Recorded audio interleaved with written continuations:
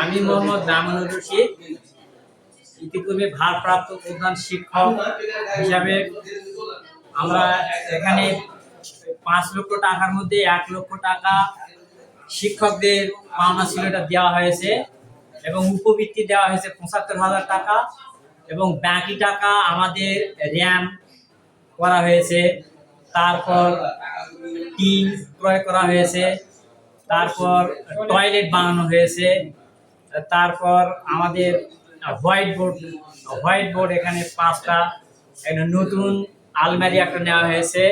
বই কিনা আছে, বইগুলা রমজান দেখাতে পারেন, আলমারির মধ্যে আছে।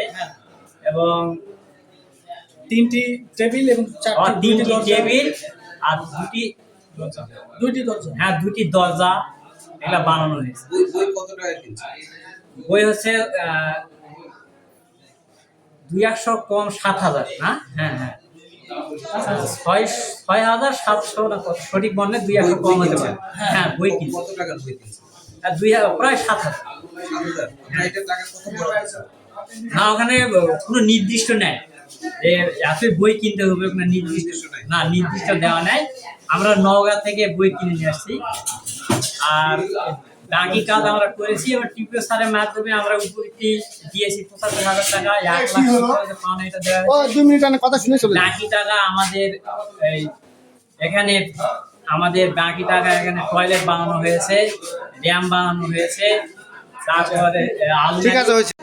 এসবগুলো তো রেজিস্টার। ওই লিস্টটা একবার নিলে এখানে 5টা হোয়াইট